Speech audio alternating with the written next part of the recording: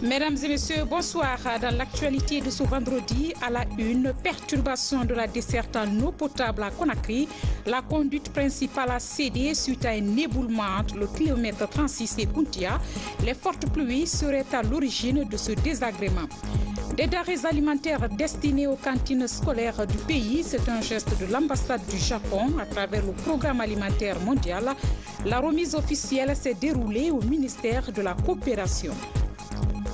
Et puis, une mention satisfaisante est décernée aux acteurs du secteur portuaire et maritime de la Guinée.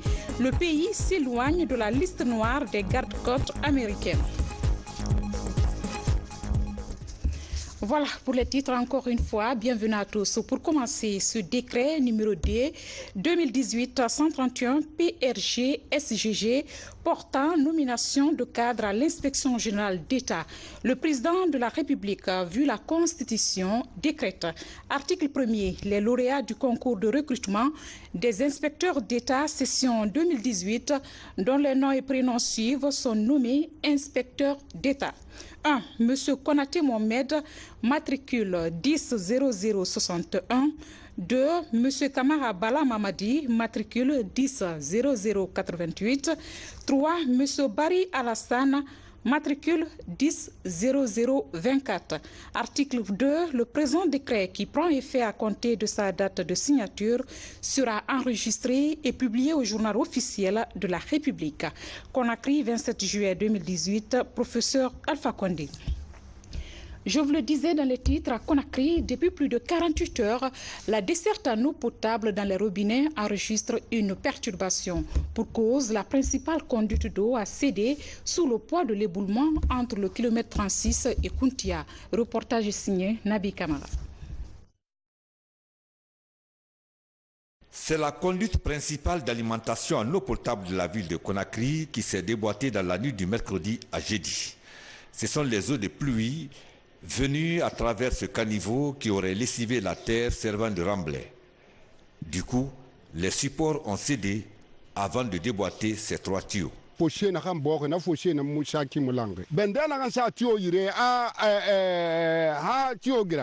sommes entre le kilomètre 36 et Kountia. Selon la direction générale de la SEG, ces tuyaux en panne fait transiter les 70% d'eau dans la ville de Conakry.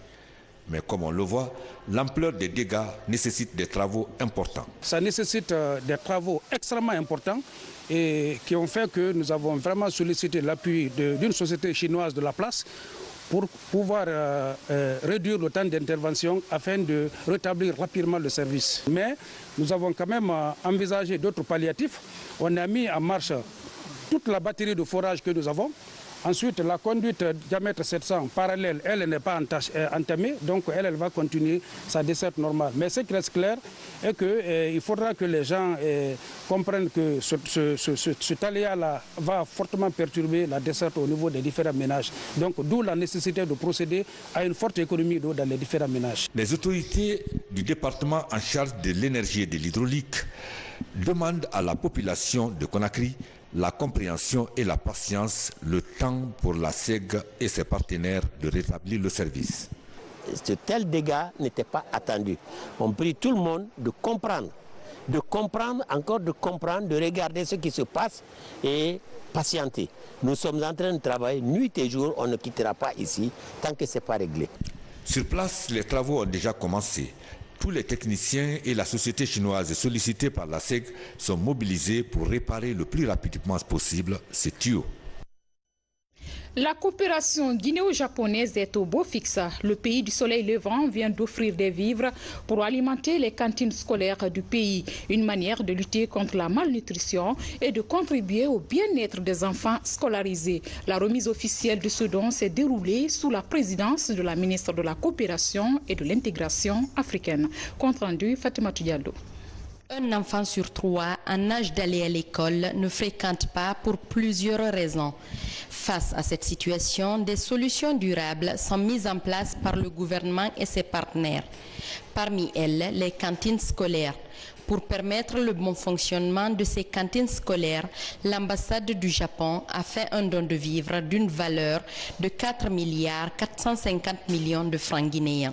Dans la coopération japonaise, le gouvernement du Japon met l'accent sur la vulgarisation et le renforcement de l'éducation de base. Mais tandis qu'en Afrique, en Guinée aussi, surtout dans la campagne, le taux de scolarisation n'est pas élevé. C'est parce que surtout les filles doivent être mobilisées dans la famille pour travailler. Et puis, pour inciter la famille et les filles et les enfants d'aller à l'école, la meilleure solution, c'est le système de cantine scolaire. C'est pourquoi le Japon a décidé de financer le montant nécessaire pour que à peu près 900 écoles peuvent être assurées pour la cantine scolaire. Ce geste va permettre à 150 000 élèves d'avoir un repas chaud par jour. Un motif d'encouragement pour le maintien des enfants à l'école. Le Japon continue toujours à nous donner de l'assistance alimentaire pour la continuité et ce que nous avons toujours fait, c'est d'essayer de concentrer nos efforts dans les zones à insécurité alimentaire et là où il y a les taux de scolarisation brute qui sont très bas. Donc c'est une sorte de superposition du taux de scolarisation brute qui est moins élevé pour essayer de rehausser la scolarisation, mais aussi pour essayer de venir en tant que protection sociale en matière d'amélioration de la sécurité alimentaire, pour les parents, pour les enfants aussi. Cet accompagnement de la coopération japonaise va contribuer à la lutte contre la malnutrition et l'abandon scolaire dans les zones reculées du pays. Ce don que le ministère de la Coopération reçoit va passer au ministère de l'Éducation nationale et de l'alphabétisation. À ce niveau-là, avec les services appropriés, ils vont s'assurer que ces dons arrivent aux populations bénéficiaires. Ceci fait partie des aides efficaces qui arrivent directement là où ça doit arriver. Nous prenons l'engagement devant les partenaires, devant le gouvernement, que mes services utiliseront à travers le PAM ces vivres et ces vivres parviendront aux ayants droit, Inch'Allah. Ce don de l'ambassade du Japon, en collaboration avec le Programme alimentaire mondial, est l'un des volets de la coopération japonaise. Ces dernières années, le Japon a réalisé plusieurs infrastructures scolaires en faveur de la jeunesse guinéenne.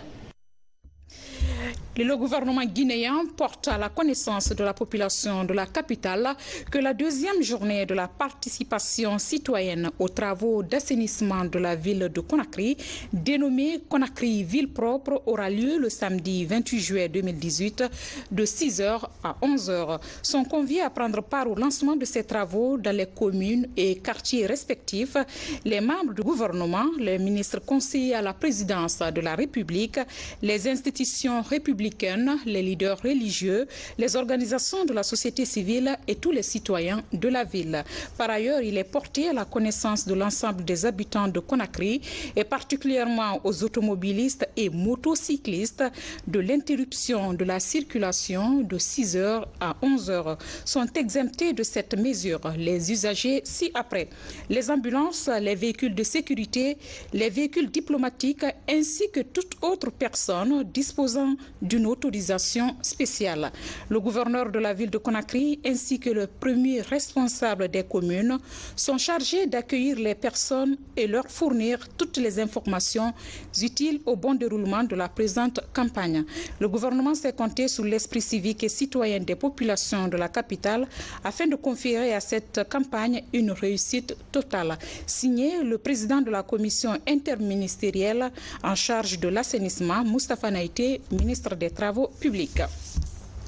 Par ailleurs, à Conakry, les rumeurs font état de la hausse du prix du riz sur le marché ces derniers temps. Selon le constat de nos reporters, rien n'a changé. Le prix du riz initial reste maintenu, comme le témoigne l'opérateur économique de Sonit Pêche. Il est au micro de Lansé Koulibaly. Face aux rumeurs relatives à l'augmentation du prix des denrées de première nécessité, dont le riz, la Sonit, l'une des plus grandes importatrices de denrées alimentaires en Guinée, rassure les populations. Pour elle, le réajustement du prix des produits pétroliers n'impacte nullement sur le prix du riz qu'elle livre sur le marché. La mission essentielle de Sonit International, c'est de ravitailler le peuple en denrées alimentaires, que ce soit de poisson, du poulet, de la viande, spaghetti, farine, de tous les genres. Le directeur général de Sonit profite de l'occasion pour rassurer les populations de la disponibilité d'un important stock de riz. On a déjà 26 000 tonnes de stock, il y a 10 000 tonnes qui arrivent. Notre stock va couvrir la population guinéenne au moins jusqu'à décembre 2018. Et je promets à la population guinéenne que le prix restera le même et ne changera pas. Par ailleurs, la Sonit se dit déterminée à soulager les populations en toutes circonstances. On en vient maintenant à la crise migratoire. L'objectif que se fixe la société civile des Nations Unies est d'engager l'Afrique entière face à cette crise. Après la première édition de la conférence à Conakry, la Guinée passe l'étendard à l'Algérie pour le rendez-vous de novembre 2018. Explication Sana Kamara au Motouri. Depuis maintenant des années, la migration est devenue un phénomène préoccupant pour les pays de départ et d'arrivée. Elle touche l'Afrique plus que tout autre continent. C'est pour pallier à cet exode qui vide le continent de ses bras valides que des ONG, membres de la société civile des Nations Unies, s'engagent il y a 2 ans à réduire cette situation qui coûte souvent la vie à plusieurs candidats à la conquête de l'Europe. La Guinée, organisatrice de la première édition, passe le témoin à l'Algérie pour la suite du combat. Et l'objectif de cette conférence était en fait de proposer des solutions à l'Union africaine, l'Union européenne et aux différents États. Que les États agissent de sorte que nos frères arrêtent de mourir dans le désert et dans la Méditerranée. Aujourd'hui, il y a beaucoup de paroles, on dit il n'y a pas d'emploi, effectivement, les Africains souffrent. Mais chaque personne que vous rencontrez sur le chemin de l'immigration a ses raisons. Mais il faut proposer quelque chose. L'Algérie, comme d'autres pays au nord de l'Afrique, constitue un point culminant pour les candidats à l'immigration. En recevant le drapeau des pays membres de la conférence de la Société civile des Nations Unies sur l'immigration, l'Algérie estime qu'il faut occuper la jeunesse africaine par des activités devant les empêcher de quitter l'Afrique, un continent aussi riche et promoteur. C'est développer une économie, que ce soit une économie vivrière, soit une économie traditionnelle, qui permettra aussi dans le cadre de la microfinance, dans le domaine agricole, dans le domaine de l'industrie, et aussi il y a l'apport de la coopération algérienne. Ce que nous sommes en train de faire, de création des sociétés mixtes, qui soient en Mauritanie, qui soient au Niger, qui soient au Mali. Nous voulons généraliser ça au niveau du continent. Deuxièmement, c'est apporter un savoir-faire dans le cadre de l'économie et de la recherche. De nos jours, il y a environ 41 millions de migrants internationaux. Parmi eux, on compte 19 millions de personnes résidentes en Afrique, 17 millions ayant quitté le continent et 5,5 millions d'immigrants en provenance du reste du monde. La deuxième édition de la conférence des organisations non étatiques des Nations Unies est prévue en novembre 2018 à Alger.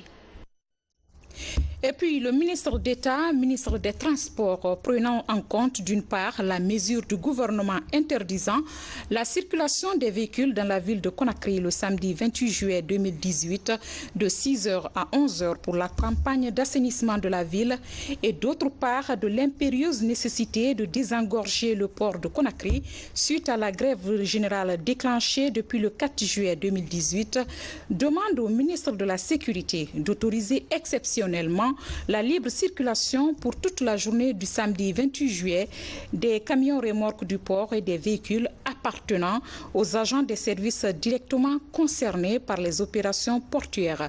Ce sont les consignataires, les manutentionnaires, les transitaires, les douaniers, les gendarmes et policiers en service au port, les services techniques du port autonome. Le ministre d'État, ministre des Transports, sait compter sur le civisme et la bonne compréhension de tous. Conakry, 27 juillet 2018. Pour le ministre d'État, ministre des Transports, PO, le secrétaire général Mohamed Cheikh Touré. Coopération guinéo-américaine dans le secteur maritime, l'évaluation périodique du code de sécurité des navires et des installations portuaires de Conakry et de Kamsar s'est soldée par une note de satisfaction. Ce satisfecit vise à encourager les armateurs à fréquenter le port autonome de Conakry. Foude Camara nous en dit plus. Depuis une dizaine d'années, les gardes-côtes américains sillonnent les ports de Conakry et de Kamsar. Un modèle de coopération maritime nord-sud dont l'objectif est de poser les jalons pour une application stricte du code ISPS de sécurité des navires et des installations portuaires. Au nom de la garde-côte américaine, on était très impressionnés avec le progrès qui a été fait depuis notre dernière visite. On ne peut pas avoir le commerce sans la sûreté, la sécurité. Sans cela, c'est impossible de faire des affaires. Donc c'est quelque chose que la garde-côte américaine et les États-Unis prennent très au sérieux. Et nous travaillons avec nos partenaires en Guinée pour assurer un commerce bien sécurisé entre nos deux pays. Pour la première évaluation de l'année 2018, les avancées enregistrées gravitent autour de l'installation des barrières, l'obtention de nouveaux équipements de sûreté, mais aussi la certification de 8 installations portuaires. Ils ont même félicité le port de Conakry, disant qu'il fait partie des meilleurs ports de la sous-région aujourd'hui. Donc pour nous, c'est un sentiment de réconfort, de joie, de savoir que cette liste noire, la Guinée ne sera jamais sur cette liste noire, le port de Conakry. Et le port de Conakry devient fréquentable maintenant. Seul point noir, les défaillances au niveau du contrôle d'accès à la plateforme portuaire. Autre réponse aux exigences du commerce international, la révision du code de la marine marchande. La principale recommandation qu'ils ont eu à tenir, c'est du domaine de la législation, c'est-à-dire l'adoption du nouveau code de la marine marchande. Quand le code de la marine marchande est adopté, nous sortirons les textes d'application pour nous aider et améliorer toujours la sûreté et la sécurité au port de Conakry. Pour tirer le meilleur de la façade maritime, conformément aux normes internationales, un comité de suivi des recommandations des gardes-côtes et une synergie d'action sont envisagées. Une synergie d'action qui interpelle la police, la gendarmerie, la douane et les autres acteurs du secteur portuaire. Il y a eu beaucoup d'efforts qui ont été fournis pour améliorer les normes, le respect des normes en matière de sécurité. Il se trouve qu'au jour d'aujourd'hui, le port de Conakry donc, reçoit ce satisfecit. Nous craignons beaucoup que ce port ne soit blacklisté du fait que, par exemple, s'il y avait trop de manquements par rapport au respect de ces normes de sécurité, le port de Conakry n'aurait pas été fermé, c'est vrai, mais il aurait perdu de sa compétitivité et de son attrait parce que beaucoup d'armateurs auraient évité de passer par là en sachant très bien qu'ils s'y exposaient à des risques de tout genre, qui peuvent être des risques liés au trafic de drogue, des risques liés à des trafics d'armes ou à des trafics illicites de personnes, des risques aussi liés tout simplement à des actes terroristes. À partir du moment où tous ces risques sont totalement écartés en ce qui concerne le port de Conakry. Ces visites périodiques des gardes-côtes américains redynamisent les relations entre la Guinée et les États-Unis, reliées par l'océan Atlantique. Un corridor maritime où la voie est balisée pour l'ouverture d'une ligne directe entre les ports de Conakry et de Miami. Une ligne qui sera renforcée par des dispositions du code ISPS liées aux exercices de simulation, la construction des grilles de surveillance et le renforcement de capacité des agents impliqués dans la sécurité. Un mot de politique dans ce journal. Les représentants des sections du RPG Arc-en-Ciel de la Haute-Guinée poursuivent leur mission à Conakry. Ils continuent à s'informer des réalisations du gouvernement. Tous ont exprimé leur désir d'accompagner le président de la République, professeur Alpha Condé, pour le développement de la Guinée. Gabi Aboubakar nous fait le point. Après la visite des grands hôtels de la place, des projets routiers, des barrages hydroélectriques du pays, ces représentants des militants et sympathisants du parti au pouvoir sont dans les locaux du ministère de la Santé. Une manière de s'informer sur la politique de la santé élaborée en faveur des communautés. Ces jeunes sont déplacés parce qu'ils sont inquiets et ils ont raison d'être inquiets. Pourquoi? Parce qu'ils reçoivent des informations tout à fait déformées. Donc de fausses informations. Ils sont donc venus pour s'enquérir de la réalité. Qu'en est-il exactement? Nous avons fourni les éléments que nous connaissons qui sont justes, vérifiables, parce que ce sont des éléments physiques, construction des hôpitaux, construction des structures de santé, envoi des ressources humaines pour faire fonctionner ces structures, envoi des équipements, sont des choses vérifiables. du ministère de la Santé, direction la Fondation Proximi de la Première Dame de la République. Autour de cette table, ces représentants du RPG Arc-en-Ciel de la Haute-Guinée ont exprimé devant Radja Diéné Kondé leur soutien au programme de développement du gouvernement guinéen. C'est des jeunes qui ont décidé de soutenir les actions du président de la République, qui ont décidé de divulguer tout ce que le président a fait comme réalisation. Et leur finalité, c'est d'aller en Haute-Guinée, de passer de préfecture en préfecture, pour projeter donc les images, ce que eux ils ont vécu ici. Dire à la jeunesse de Guinée, de Haute-Guinée, que ce que le président de la République est en train de faire, c'est fait pour toute la Guinée. Capitale, Conakry est notre capitale, c'est notre vitrine. Donc les réalisations commencent à Conakry, les hôtels, mais aucune région n'a été oubliée, je dirais. À travers ces visites de prise de contact avec les autorités du pays, ces militants et sympathisants du RPG Arc-en-Ciel du Bekandiamana comptent toucher du doigt toutes les réalisations du gouvernement Alpha Condé en matière d'infrastructure. C'est un fait de société qui devient de plus en plus récurrent, la consommation abusive des antibiotiques sans prescription médicale. La pratique peut entraîner des conséquences néfastes pour la santé. Sur le sujet, le service de santé des armées vient d'organiser une conférence d'information et de sensibilisation des populations. Sergent-chef Marcel Massadouno est correspondant de la presse militaire. Le monde d'aujourd'hui est confronté à une résistance aux médicaments utilisés dans le traitement des maladies infectieuses chez l'homme et chez les animaux. Une résistance antimicrobienne due à la mauvaise utilisation des produits. À la direction générale du service de santé des armées, une conférence est organisée pour faire le diagnostic de cette lutte en Guinée. C'est le comportement de l'homme qui est à l'origine de cette résistance des microbes. Voilà pourquoi s'inscrit aujourd'hui cette conférence sur l'information et la sensibilisation sur la lutte contre la résistance antimicrobienne. La vision de ce plan d'urgence, c'est d'aboutir à l'élaboration d'un plan d'action national.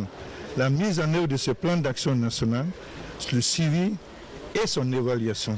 Nous sommes en train d'œuvrer pour voir comment nous pouvons faire avancer le dossier guinéen. Premier du genre à Conakry, l'initiative est du groupe technique multisectoriel de la lutte contre la résistance antimicrobienne. Elle implique des points focaux de plusieurs départements ministériels. Une synergie d'action est désormais initiée. Le chemin balisé, nous sommes désormais certains que nous serons à l'abri des grandes pandémies, des grandes maladies qui sont les ennemis de l'humanité. Pour un changement de comportement vis-à-vis de l'utilisation abusive des médicaments, la pérennisation de telles rencontres est envisagée. Religion à présent, c'est une première pour l'humanitaire en Guinée, une journée entièrement consacrée au sacrifice pour les démunis. La campagne de collecte de vivres et d'habits a été lancée hier au Palais du Peuple. Compte rendu Elhadji Yaya Silla.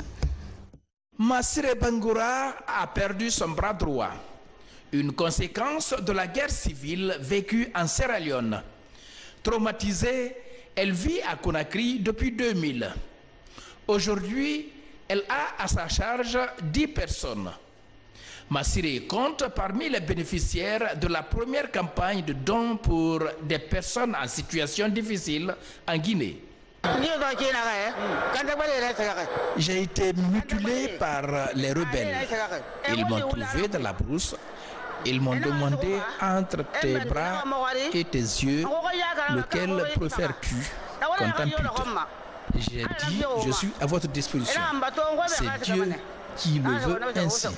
À l'image de Massiré, plusieurs dizaines de personnes vulnérables se sont mobilisées au Palais du Peuple ce jour. La journée de sacrifice est soutenue par la députée Adianatou Chérif, coordinatrice du RPG Arc-en-Ciel. Le sacrifice est avant tout ordonné et encouragé par notre Créateur le Tout-Puissant. Mais il est fait pour nous, les hommes, les bénéficiaires directs qui sont les démunis et les donateurs qui s'offrent une armure sociale. Donner, offrir de son bien est une manifestation de solidarité. Organisée par l'ONG, l'Union internationale des religieux pour l'humanitaire, cette journée a connu la manifestation d'intention de plusieurs personnalités du pays. Nous avons un plan d'action dont les objectifs sont multiples. Il s'agit de contribuer pour apporter à ceux parmi les peuples qui sont dans le besoin de réponses rapides à leurs problèmes les plus urgents relatifs à l'existence humaine, à la santé, au renforcement des capacités morales et spirituelles et à l'amélioration de leurs conditions de vie. La solidarité envers son prochain est un acte de foi, mais aussi un acte de civisme. Le rendez-vous est pris pour l'année prochaine pour une autre journée de sacrifice plus élargie et dans un contexte social plus serein. Et puis, dans le cadre de la mise en œuvre de son plan d'action opérationnel 2018, le ministère de l'Action sociale, de la promotion féminine et de l'enfance, à travers la Direction générale des centres d'autonomisation et de promotion des femmes, procédera au lancement de la formation de 500 jeunes filles, dont 300 dans les filières du crochet d'art, de la broderie, de la couture, du tissage des perles et 200 en informatique de base. Cette cérémonie s'inscrit en droite ligne des objectifs de la lettre de mission de son Excellence, Monsieur le Premier ministre, chef de gouvernement. À cette occasion, les apprenantes des centres d'autonomisation et de promotion des femmes de Cameroun, Dubreka, Fria et Kaloum, évoluant dans les filières subventionnées, sont conviées à prendre part à la dite mai août 2018 dans la salle polyvalente de Cameroun à partir de 10 h. Les frais de transport sont à la charge du ministère de l'Action sociale, de la promotion féminine et de l'enfance. Conakry, 27 juillet 2018, Gabi Hadja Mariam Silla. Mesdames et messieurs, c'est la fin de ce journal. Merci à toute l'équipe du jour. Grand merci à vous également de l'avoir suivi. Passez une excellente soirée. À demain.